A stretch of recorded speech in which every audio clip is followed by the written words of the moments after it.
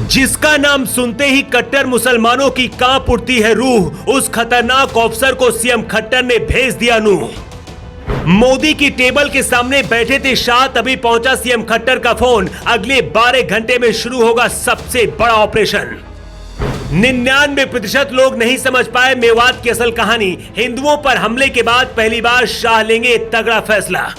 मेवात के हालात सेना के सबसे खतरनाक कमांडो संभाल रहे हैं, लेकिन इसी बीच सीएम खट्टर ने अपने सबसे खतरनाक उस अफसर को भेज दिया है नूह, जिसका नाम सुनते ही कट्टर मुसलमानों की कांप उठती है रूह। जिस तरह से योगी यूपी में भूरी आंखों वाले इस आईपीएस पर सबसे ज्यादा यकीन करते हैं, उसी तरह से हरियाणा में खट्टर भी उस अफसर पर सबसे ज्यादा भरोसा करते हैं। 24 घंटे बीत जाने के बाद दिल्ली में अमित शाह पीएम मोदी के साथ आपात मीटिंग में बैठे थे। अजीत डोभाल भी इस मीटिंग में थे। सवाल था कि आखिर नूह में जिस तरह से हालात हैं, उसे कैसे काबू किया जाए।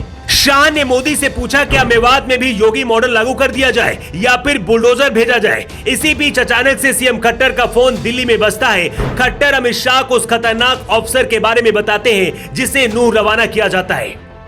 इस वक्त नूह में सेना के करीब 200 जवान नूह पहुंच चुके हैं। हिंदुओं के ऊपर हमला करने वालों को खोज कर निकाला जा रहा है। सीआरपीएफ की 4 से ज्यादा कंपनियों को लगाया गया है। इसमें से महिला कंपनी भी शामिल है। ये महिला कमांडो इतना काबिल है कि एक कमांडो अकेले ही 10 दंगाइयों का सामना कर सकती हैं। इसके साथ ही रैपिड एक्शन फोर्स की 12 कंपनियां उतर चुकी हैं और हर इलाके को सील कर दिया गया है। पाकिस्तान और चीन से लड़ने वाले बीएसएफ और आईटीबीपी के जवानों को भी मैदान में उतारा गया है। बीएसएफ और आईटीबीपी की 4 कंपनियां मेवात में हैं। मतलब अगले 24 घंटे के अंदर मेवात की हालत खराब करने वालों का जनाजा निकलना तय है। विवाद कैसे शुरू हुआ, इसकी कहानी भी पहले जान लीजिए। सोमवार के दिन बजरंग दल और विश्व हिंदू परिषद ब्रजमंडल जलाभिषेक यात्रा निकाल रहे थे। उसी दौरान अचानक पत्थरबाजी शुरू हो गई।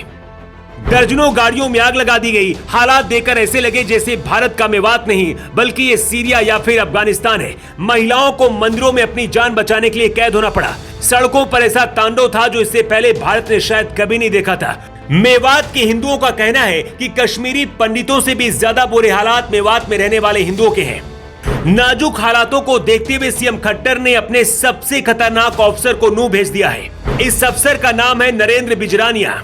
आईपीएस नरेंद्र अभी तक भिवाड़ी में तैनात थे। इनकी गिनती उन आईपीएस अफसरों में होती है जो दंगा प्रभावित इलाकों में दंगाइयों पर कहर बनकर टूट पड़ते हैं। जिस तरह से सीएम योगी आदित्यनाथ यूपी में भूरी आंखों वाले इस आईपीएस अजय पाल शर्मा पर सबसे ज्यादा यकीन करते हैं, उसी तरह से हरियाणा में मनोहर लाल खट्टर आईपीएस नरेंद्र पर भी यकीन करते हैं। अगले 24 घंटे के अंदर आईपीएस नरेंद्र अब नूह की हालत बदल सकते हैं। आईपीएस नरेंद्र बिजनारिया के नूह पहुंचते ही अगले 24 घंटे के अंदर यहां की हालत अब बदलने वाली है। हरियाणा के मेवात इलाके में मुस्लिम आबादी सबसे ज्यादा है। यहाँ दलित और हिंदुओं की आबादी बहुत कम है और जितनी भी है उन्हें मुस्लिम निशाना बनाते हैं। धर्म बदलवाने के रैकेट चलते हैं। नूह देश के सबसे पिछड़े क्षेत्रों में से एक है। 2018 में नीति आयोग ने इस जिले को भारत का सबसे पिछड़ा जिला बताया था। यहाँ के 99% मुसलमानों को कट्टरता का पाठ पढ़ाया जाता है। जिस तरह से पाकिस्तान भूख से मर रहा है, उसी तरह से मेवात भारत का सबसे पिछड़ा इलाका बन चुका है। यहाँ 80% से ज्यादा मुस्लिम आबादी है। सूत्र बताते कि मेवात को लेकर पीएम मोदी बहुत ज्यादा परेशान है और गृह मंत्री शाह को सीधा आदेश दिया है कि कुछ भी हो जाए अगले 24 घंटे के अंदर मेवात में कानून का राज होना चाहिए। हालातों का अंदाजा आप इस बात से लगा सकते हैं कि बीएसएफ और आईटीबीपी के जवानों को उतारना पड़ा।